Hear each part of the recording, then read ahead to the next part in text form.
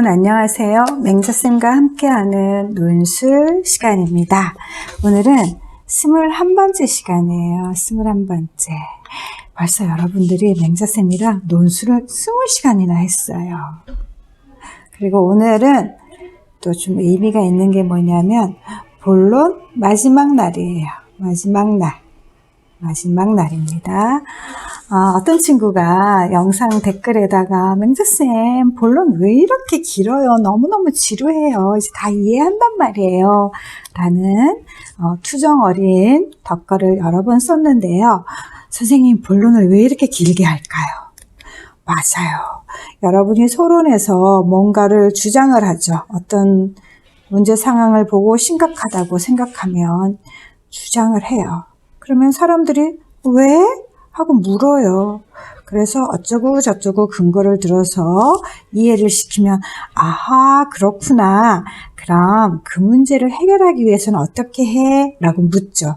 그러면 이렇게 저렇게 요렇게 해야 한다 라고 여러분들이 알맞은 근거로 이야기를 해줘야 됩니다. 이 두 가지가 바로 어디에서 해야 할 일이라고요? 본론에서 해야 할 일이죠. 그래서 서론보다 본론이 길고 또 여러분의 진정한 논술 실력을 알맞은 근거를 들어서 논리적으로 증명하는 논증 실력을 보여주는 곳이기 때문에 본론을 맹자쌤이 여러 차례 3번의 도전 끝에 오늘 마무리하고자 합니다. 자, 이렇게 서론 끝나고 본론 끝나고 다음에 뭐 할까요? 그래요. 결론을 지어야 되겠죠. 이건 아마 2주 후에 2주나 3주 후에 우리가 이제 결론을 들어갈 거예요. 결론은 여러분이 서론에서 어떤 문제 상황을 보고 또 듣고 또 판단을 하고 생각을 해서 여러분이 주장을 하고 그거에 왜 주장하는지 이유와 그 다음에 그 문제를 어떻게 해결하면 좋은지 해결 방안을 다 제시했어요. 그러면 이대로 하면 어떤 세상이 될까요? 네, 행복한 세상이 되죠. 이런 문제를 해결하면 지금보다 더 행복해져요. 그래서 논술의 목적은 뭐라 그랬어요? 행복이라 그랬죠. 행복. 그러면 사람들이 그래요. 그렇게 하면 행복한 세상이 되겠구나. 머리로 이해를 해요. 그러나 행동으로 실천을 해야 되죠. 머리로 이해를 하고 이거를 실천을 하려면 행동으로 실천을 하려고 하면은 몸이 움직여야 되죠. 요거에 대해서 그렇게 쉽지가 않아요. 사람들이. 그래서 결론에서는 본론까지 머리로 이해한 내용을 어떻게 실천할 수 있는지 행동으로 실천할 수 있게 이렇게 되면 얼마나 행복한지 미래 청사진을 보여주고요. 그렇게 되기 위해서 우리가 어떻게 해야 하는지 실천 의지를 다지게 되고 또 그러려면 어떤 마음가짐이 필요한지 요거 3가지만 가지고 여러분들이 이 글을 읽는 독자에게 함께 합시다. 행복한 세상을 위해 함께 합시다. 라고 마지막 호소를 하면 끝나는 부분이 바로 결론이랍니다.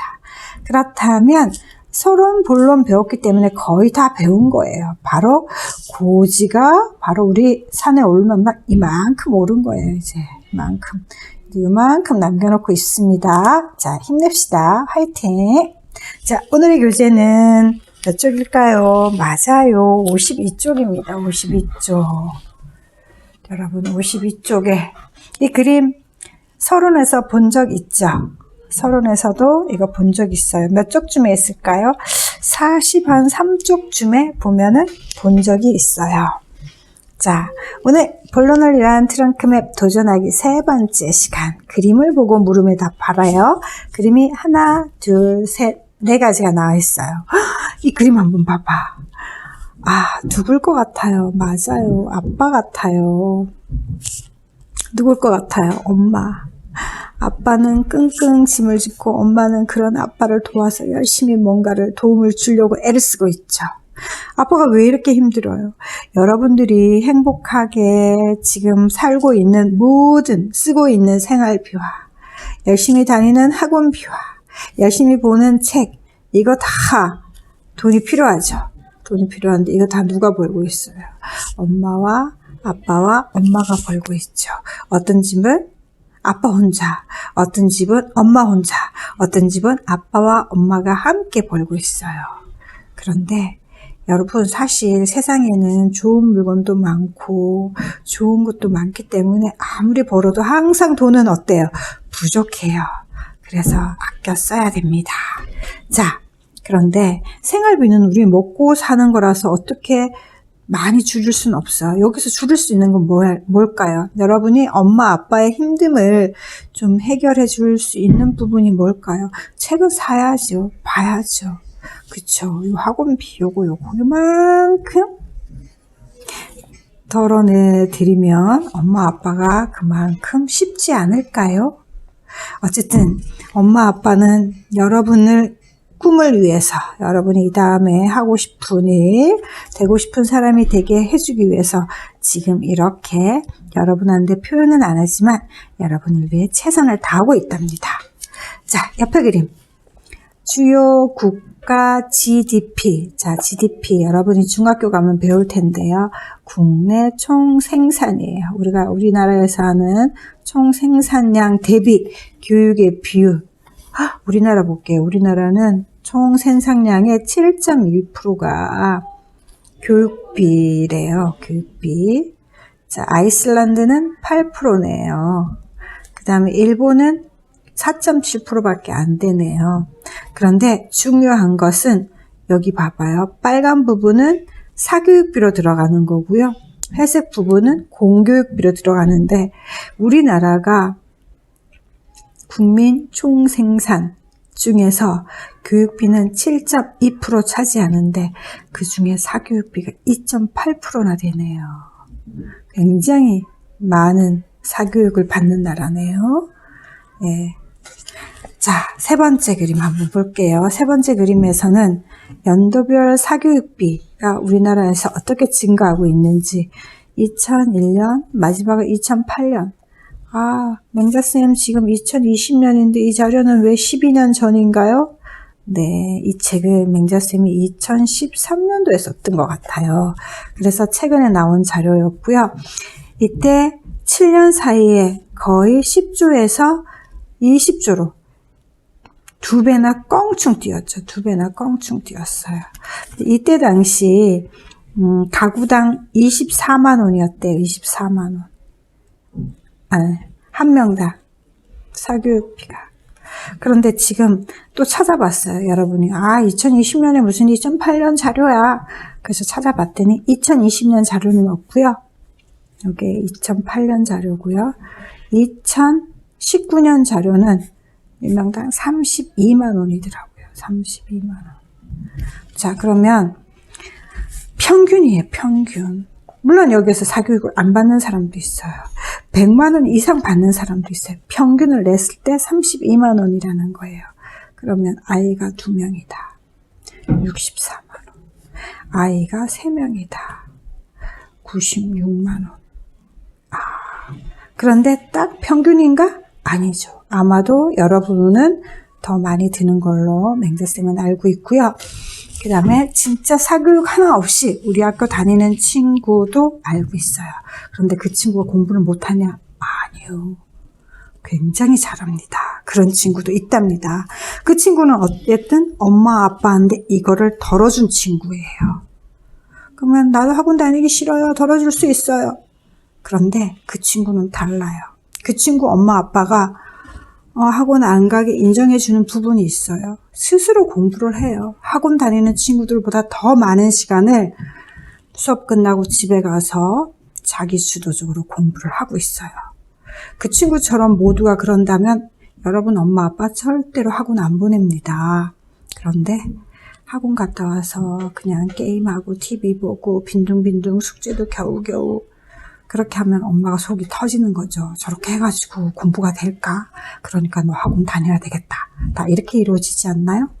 그리고 또 대부분의 친구들 중에 그렇게 이루어지는 친구들도 있지만 또 어떤 친구들은 영어를 좀 더 잘하기 위해서 수학을 지금 수준보다 더 높게 하기 위해서 다니는 친구들도 있어요. 그 다음에 뭐 피아노, 자기 취미 활동, 뭐 이 펜싱 이런 것들을 지금보다 더 열심히 하기 위해서 다니는 친구도 물론 있습니다.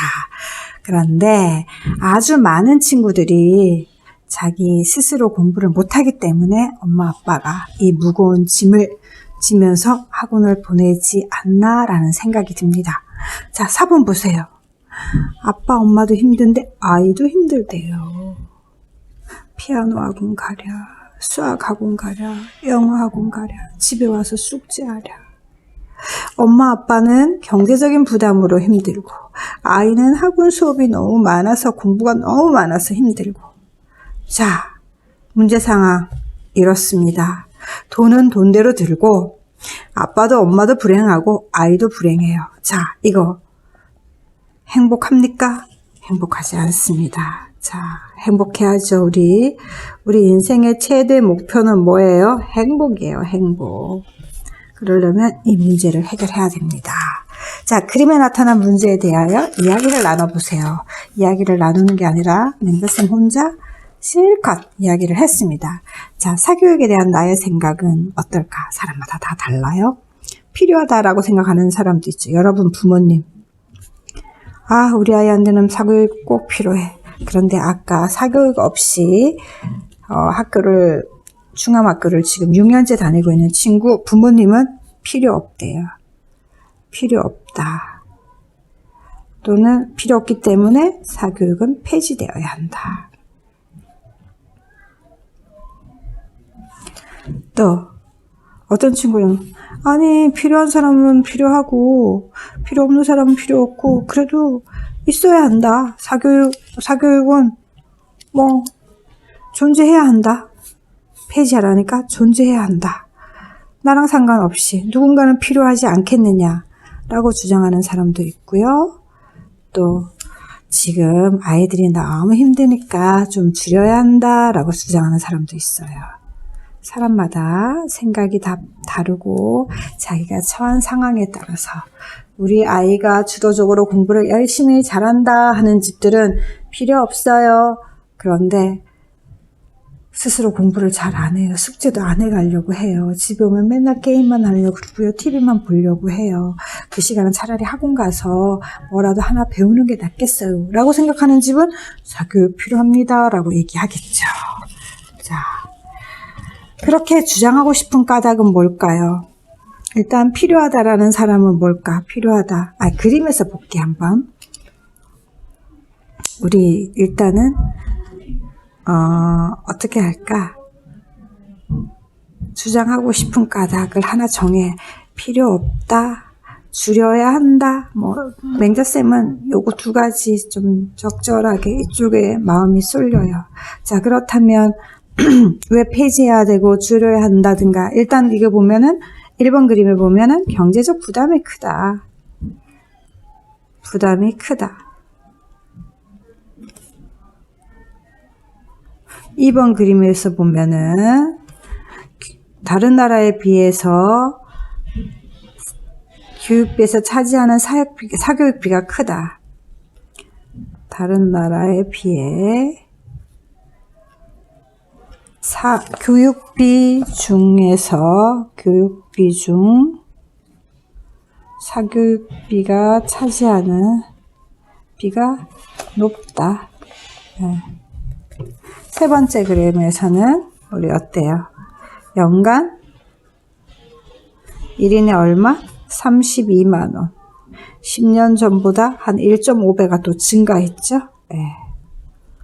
그 다음에 이 그림에서 보면은 어린이들이 많은 스트레스와 우울증에 시달린다.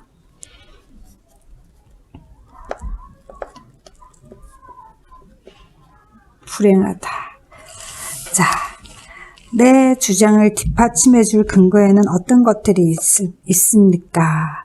자, 그럼 사교육을 폐지해야 한다, 줄여야 한다 라고 주장할 때 뒷받침해 줄 근거에는 일단 이거를 문제 해결형으로 풀 수도 있어요. 문제 해결형 논술로도 풀 수 있고 또는 찬성 반대 논의형으로 풀 풀 수도 있어요. 문제 해결형으로 풀 때는 근거가 어떻게 해야 될까요? 문제점, 근거 몇 가지? 3가지 정도. 그 다음에 해결 방안 근거 3가지 정도.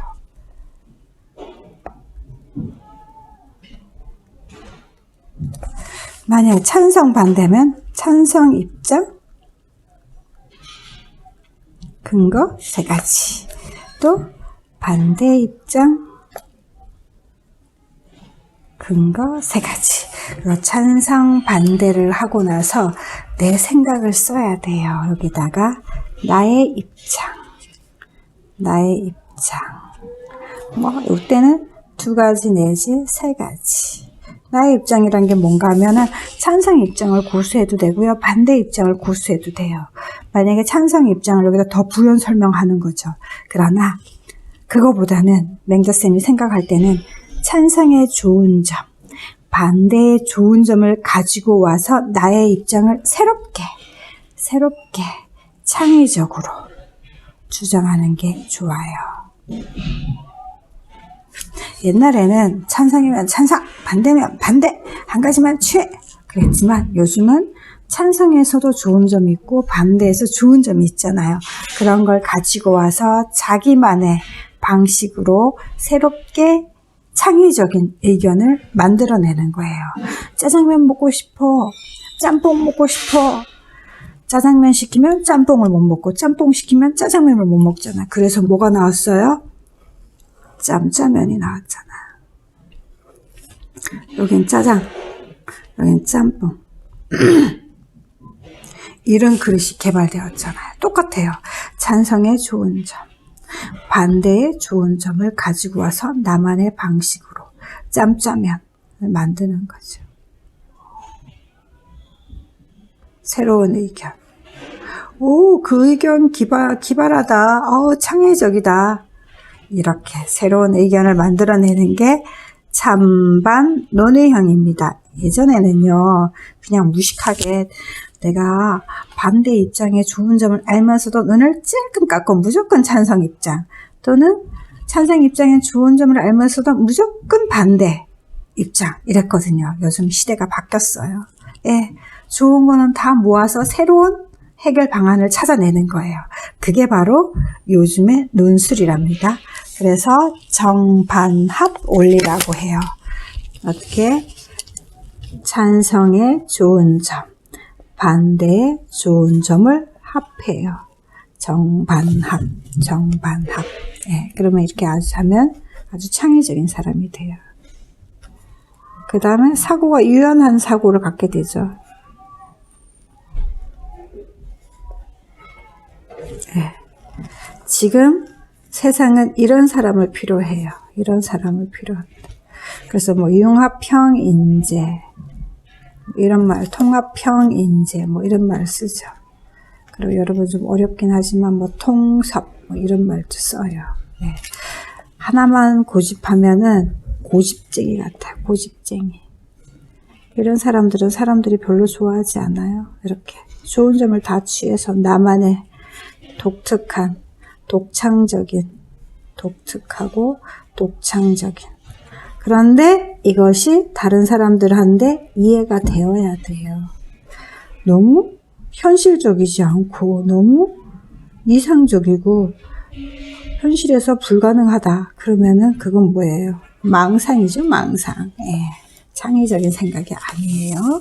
자, 어쨌든 옛날 논술과 달라진 게 바로 정반합 논리로 논술을 푸는 게 좋다. 자, 친구들이랑 토론할 때도 마찬가지예요. 너는 찬성 입장이구나. 그래, 얘기해봐. 아, 너는 반대 입장이구나. 그래, 얘기해봐. 아, 찬성 말이야. 너 입장에서 보면 이거 굉장히 좋다. 반대 너 입장에서 보면 이거 굉장히 좋은데 이거 2가지 합해서 우리 새로운 방법 찾아내면 어떨까? 이게 정말 똑똑한 사람들의 사고예요. 알겠죠, 여러분? 자, 여기까지 정리해 봅시다. 논술을 공부한 친구들은 절대로 고집불통이 되면 안 돼요. 고집쟁이면 안 돼요. 합리적인 사고를 가진 사람이 되어야 돼요. 자, 여기까지 정리해 보세요. 자, 정리되었나요? 이번엔 그러면 옆쪽 53쪽 한번 볼게요. 사교육에 대한 찬반 논의형 논술을 할 때, 찬성과 반대를 논의하는 논술을 할 때 나의 입장은 어떠한지 생각해보고 트렁크 맵을 완성해보세요. 다시 한번 얘기하면, 자, 어떤 사안에 대해서 찬성하는 사람도 있고 반대하는 사람도 있어요. 네. 그런데 우리는 찬성의 좋은 점을 가져오라 그랬어요. 좋은 점. 반대의 좋은 점도 갖고 와서 모아서 나만의 새로운 방법, 내 입장을 만들어 봐라 그랬어요. 내 입장을 만들어 봐라. 자, 이게 바로 찬반 논의형이에요. 일단 나의 주장을 찾아 표시해 보세요. 교장 선생님은 사교육은 일단 하지 말아야 한다. 왜? 부모님도 너무 힘들고 여러분도 힘들고 단 조건이 있어요. 그런데 조건이 있죠. 자기 스스로 열심히 해야지만, 그렇지 않으면 해야 한다라고 선생님도 그렇게 주장할 거예요. 일단 여러분을 믿고 여러분이 스스로 공부할 수 있는 어린이라 생각하고 사교육은 하지 말아야 한다고 입장을 한번 정해볼게요. 찬성하는 사람들이 제시할 수 있는 근거에는 어떤 것들이 있습니까? 사교육을 하지 말아야 한다라고 찬성하려면은 사교육은 말이야 경제적 부담이 심해. 요걸 찬성하는 사람들이야. 그 다음에 어른과 아이 모두 불행해. 그리고 말이야 공부는 무엇보다도 자기 주도적으로 스스로 해야 돼. 자기 주도적으로 했을 때 성적이 정말 자기 성적이 되는 거야. 향상되는 거야. 또 있어요. 학원 다니다 보면은 이거 자기 주도적으로 공부할 시간이 부족해. 자, 반대. 사교육은 하지 말아야 한다. 이 사람들은 사교육을 해야 한다라는 사람들이죠. 사교육을 해야 한다라는 사람들이 반대하는 사람들이 제시할 수 있는 근거에는 어떤 것이 있을까요? 요건 내 주장에 찬성하고 내 주장에 반대하는 거예요. 자, 사교육을 하면 말이야. 일단 성적이 오르잖아. 그 다음에 시간 활용을 잘할 수 있잖아. 수업 끝나고 학교 와서 빈둥빈둥 놀거나 게임에 빠지거나 그렇지 않고 시간 활용을 잘할 수 있잖아. 그러다 보면은 습관이 바르게 될 수 있지. 습관. 그 다음에 또 남들보다 앞서서 공부할 수 있잖아. 남들보다 앞서 갈 수 있다. 할 수 있어. 뭐 이렇게 주장을 하겠죠. 찬성과 반대 입장에서 서로 좋은 점, 수용해 내가 갖고 올 수 있는 것, 있는 부분에는 무엇이 있나요? 일단 사교육 찬성 입장에서는 경제적 부담? 경제적 부담 없어졌으면 좋겠어. 그 다음에 나 요것도 좋아. 공부는 자기 주도적으로 해야 한다. 그 다음에 여기 반대 입장에서 일단은 뭐 시간 활용을 좀 잘할 수 있다라는 것. 시간 활용.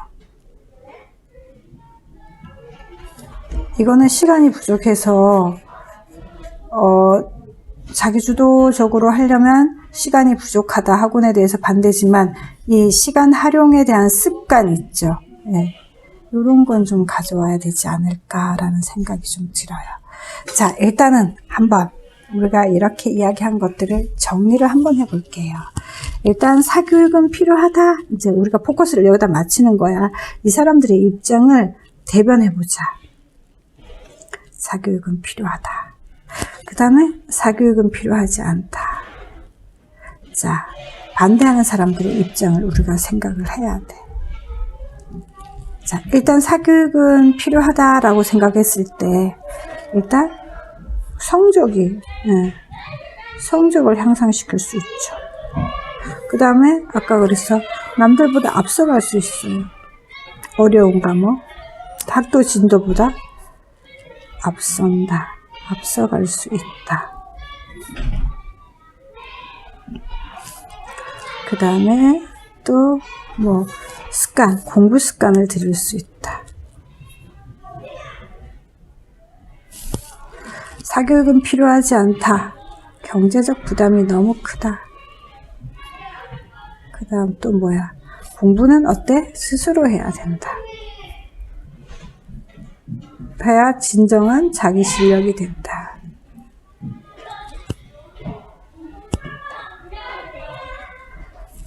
또 뭐가 있을까?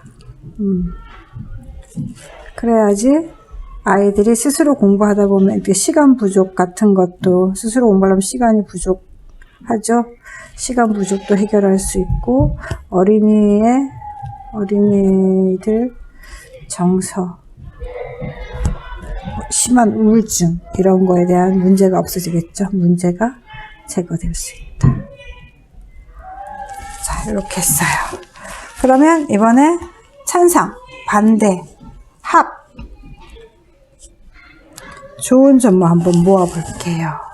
좋은 점만 한번 모아보면은, 일단, 공부 습관도 괜찮아요. 성적도 괜찮아요. 그런데 여기서, 선생님은 이런 생각을 한번 해봐요. 여러분 학교에는, 자, 1교시 국어 시간이에요. 그러면 우리 반 모두가 우리 반에서 같은 선생님한테 공부를 배워요. 국어 공부를. 그런데 사람마다 이해 정도는 다 달라요. 어떤 사람은 굉장히 자기가 알고 있던 지식의 배경 지식과 결합해서 높은 수준으로 이해를 하고 어떤 친구들은 전혀 이해를 못해요. 이거에 대해서 처음 들어본다 라고 생각할 수도 있고 무슨 말인지 말귀를 잘 못 알아들을 수도 있어요. 자, 이렇게 사람마다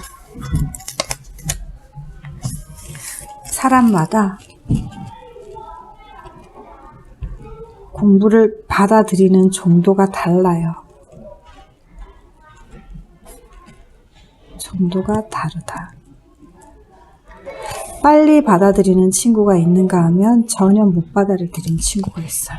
이거는 그 사람의 배경 지식이 서로 다르고요.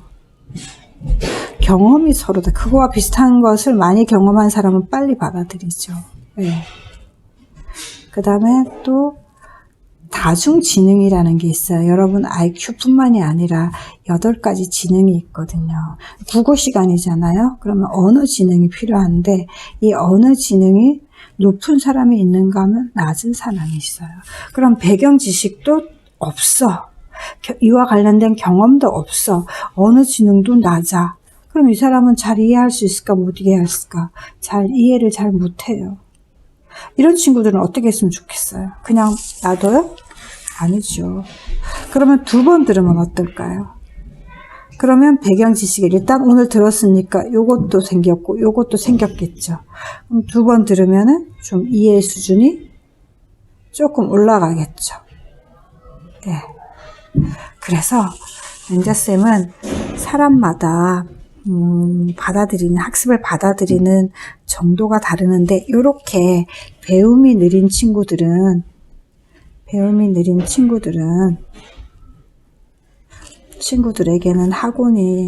사교육이 좋을 것 같아요. 네. 그래서 맹자쌤은 사교육은 하지 말아야 한다 라고 무조건 주장하고 싶지는 않아요. 다만 어떻게 하고 싶다? 배움이 느린 친구들에게는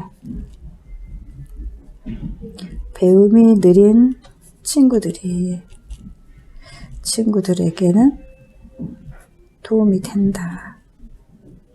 그러면 내가 배움이 느리다고 계속 그럼 해? 아니죠. 초기에 학원에서 도움을 받고 나중에 어느 정도 실력이 되면 자기 주도적으로 스스로 했으면 좋겠어요. 그래서 맹자쌤은 완전 학원이 없어져야 한다 라고 주장하지는 않아요.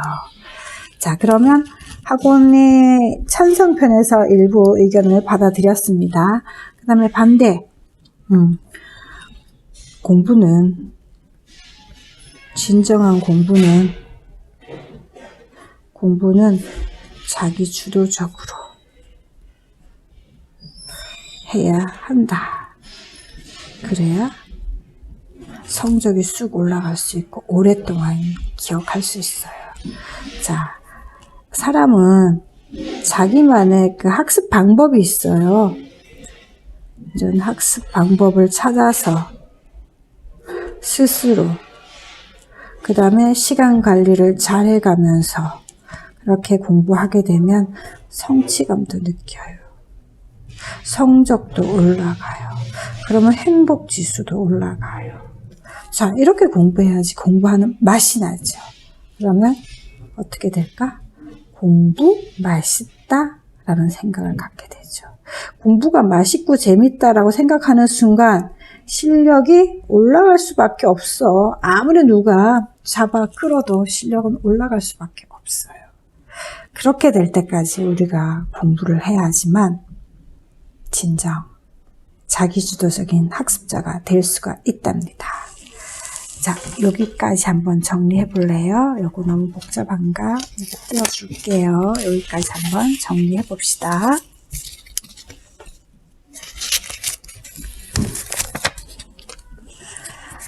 그리고 맹자쌤이 한번 공부에 대해서 맹자쌤이 원래 자기주도학습, 주도학습 또는 코칭, 학습 코칭 이런 전문가예요. 전문가. 그래서 다른 학교 선생님들 교육도 많이 시켰어요. 자, 이 전문가의 역할을 다른 학교 선생님들 교육시킨 거에 대해서 여러분한테 간단하게 한번 설명해 줄게요. 자, 여러분, 사람은 얼굴 생김새가 다 다르죠. 키도 다르죠. 좋아하는 것도 다르죠. 뭐든지 다 달라요. 그쵸? 공부하는 방법도 달라요. 공부하는 방법도 달라요. 자기한테 맞는, 자기에게 맞는 공부법을, 학습법을 찾으면 공부가 재밌고 쉽고 성적이 올라가요. 아, 나에게 맞는 학습법 어떻게 찾죠? 자, 지금부터 한번 생각해 봐요. 한번 해볼게. 크게 나는 선생님이 설명하는 게 들어만 돼도 돼. 쏙쏙 들어와. 청각형 친구들이에요. 나는 선생님 설명보다 눈으로 그림을 보거나 영상 자료를 볼 때 더 잘 기억이 남고 이해가 쉬워. 아니야, 나는 만져봐야 해. 실제로 조작해봐야 돼. 그래야지만 이해할 수가 있어. 이렇게 크게 청각형, 시각형, 근감각형으로 나눌 수 있어요. 이런 친구들은 프로젝트 수업도 좋아해요. 친구들이랑 함께하는 모둠 활동도 좋아하고 뭔가를 만들어서 하는 활동을 굉장히 좋아해요. 이런 친구들은 프로젝트 학습 너무 귀찮아요. 그냥 선생님이 설명해주면 될 걸 왜 자꾸 우리 보고 하라 그래. 나는 귀로 들어도 잘하는데. 네. 이런 친구들은 약간 학원도 학교 이런 데에서만 다녀도 성적이 좀 쑥쑥 올라가요. 이런 친구들은 특히나 자기주도적으로 해야 돼요. 자기주도 스스로 해야 돼요. 네. 그 다음에 이런 친구들은 정리, 공책 필기, 공책 정리할 때 표를 많이 사용하고요. 또는 마인드맵처럼 싱킹맵이라 하죠. 비주얼 싱킹맵. 맵으로 글과 그림을 함께 넣어서 정리하면은 시각적으로 딱 해서 머릿속에 잘 들어와요. 이렇게 사람마다 학습 스타일이 청각형, 시각형, 큰 감각형으로 나눌 수가 있고요. 그 다음에 또 공부법에 한번 하면은, 여러분 아까 내가 다중지능 그랬죠. 대체로 국어를 잘하는 친구들은 언어 지능이 높아요. 예. 그 다음에 음악을 좋아하고 잘하는 친구들은 음악 지능이 대체로 높아요. 이 음악 지능이 높은 친구들은 암기를 할 때 가사를 바꿔서, 개사라 그러죠? 바꿔서 암기를 하면 기억이 잘 돼요. 그 다음에 언어 지능이 높은 친구들은 자기가 말로 한번 풀어보세요. 자기 말로 하거나 자기 언어로 공책을 정리하고 설명하고 하면은 기억이 잘 돼요. 그 다음에 공간지능이라는 게 있어요. 공간지능. 공간지능이 높은 친구는 뭐 마인드맵이나 그 다음에 도표를 만들어서 공책을 정리해요. 그걸 조직화라 그러거든요. 공책을 조직화 정리해서 다시 보면은 이게 머릿속에 쏙쏙 들어와요. 이렇게 사람마다 서로 다르고요. 또 여기에서 인간 친화 지능이라는 게 있어요. 인간 친화 지능. 인간 친화 지능이 높은 친구들이 있고 자기 성찰 지능이 높은 친구들이 있어요. 인간 친화 지능이 높은 친구들은 여럿이 공부하는 걸 좋아해요. 학원, 모둠 활동 이런 걸 좋아하고, 자기 성찰 지능이 높은 친구들은 혼자 하는 걸 좋아해요. 만약에 공부를 하면은 과외, 학원보다는 과외. 예, 이렇게 좋고요. 이 지능이 높은 친구들은 자기를 잘 조절을 해요. 그래서 이게 높은 친구들은 공부를, 내가 좀 지능이 낮다 해도 공부를 꾸준하게 하기 때문에 잘할 수밖에 없어요. 인간 친화 지능이 높은 친구는 사람들하고 사귀고 사람들에게 많은 걸 배워요. 들에게서 배워요. 많은 걸 배워요. 네, 이렇게 사람마다 달라요. 자, 또 한 가지는 에빙하우스라는 사람이 있어요. 이 사람이 뇌를 연구해 봤더니 인간은 너무 신기하더래요. 뭔가를 배우잖아요. 배웠어요. 1시간이 지나면 1시간이 지나기부터 이제 망각, 잊어버리기 시작하는 거예요. 시작해요. 그래서 하루가 지나면 50%를 잊어버려요. 이거를 깜깜하게 잊어버리고, 한 달이 지나면 80%를 잊어버려요. 다시 말하면 20%만 기억에 남아있는 거예요. 지금 맹자쌤이 한 이 말도 한 달 지나면 20%가 기억이 나나 안 나나 그 정도라는 거예요. 그래서 우리 인간은 망각의 동물이다라는 말을 하죠. 망각의 동물. 괴로운 일들은 다 잊어버리면 얼마나 행복해요. 그쵸? 그런데 잊어버리면 안 되는 게 있죠. 바로 뭐예요? 공부죠. 공부는 잊어버리면 안 돼요. 얘랑은 안 돼요. 결국 공부는 어때요? 오랫동안 기억을 해줘야 되죠. 오랫동안 기억을 해주어야 하죠. 안 잊어버리고 오랫동안 기억하면 공부를 잘할 수밖에 없잖아요. 네. 공부를 잘할 수밖에 없어요.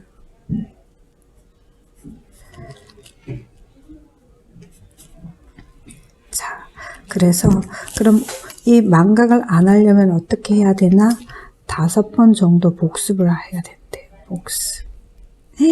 5번을 어떻게 복습해요, 선생님? 가능해요. 자, 유명한 공부법 중에 곰돌이 학습법이라는 게 있어요. 뭐 요새는, 옛날에는 뭐 그 인형이잖아요. 인형. 요새는 뭐야, 집에 인형같이 또는 가족같이 지내는 반려견도 있죠? 강아지도 있잖아. 강아지 학습법을 해. 강아지가 있으면 강아지 학습법. 그 다음에 곰돌이가 있으면 곰돌이 학습법. 만약에 예쁜 무슨 인형이 있으면 인형 학습법. 이건 어떻게 하냐면 학교에서 집으로 돌아가. 그러면 이제 맛있는 거 좀 먹고 좀 씻고 얘한테 선생님이 놀이를 하는 거야. 자, 선생님 놀이를 하려면 오늘 1교시부터 6교시까지 공부한 걸 이 친구한테 다 가르쳐야 돼요. 그럼 어때요? 선생님들도 여러분 가르치기 전에 살짝 한번 책을 훑어보거든요. 여러분들 1교시까지 6교시까지 한 걸 한번 살짝 훑어봐요. 뭐 한번 훑어보고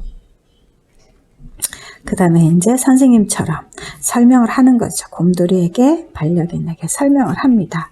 이때 설명을 하면은 여러분 입속에서 또 말이 나오기 전에 어디서 머릿속에서 한번 굴리죠. 그 다음에 입으로 뱉죠. 입으로 뱉은 말은 귀로 한번 들어요. 그러면 봐. 학교에서 한번 공부를 했지. 학교에서 공부를 했어. 학교에서 한번 공부를 선생님이 한테 학교에서 공부를 한번 했어. 자, 한번 훑어봤지.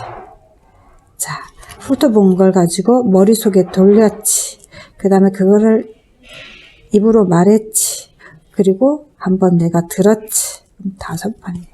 입으로 말하면서 듣잖아. 그런데 입으로 말하다 보니까 말이 막 꼬여. 꼬이면 어떻게 해야 돼요? 다시 책을 봐야죠. 내가 잘 이해를 못했다는 뜻이요. 다시 한번 책을 보면 그러면 이제 몇 번이 되는 거야? 6번 복습이 되는 거예요. 별거 아니에요. 자, 선생님은 요거보다 더 좋은 방법 하나 추천해주고 싶어요. 선생님 지금 이거를 핸드폰으로 영상을 찍거든요. 여러분 다 핸드폰 갖고 있잖아. 그럼 어떻게 하면 돼요? 선생님은 영상을 찍었으면 좋겠어요. 그래서 유튜브를 하라는 뜻은 아니에요. 일단 학교 갔다 와서 선생님 놀이를 영상을 찍는 거예요. 자, 영상을 찍으려면 말이야.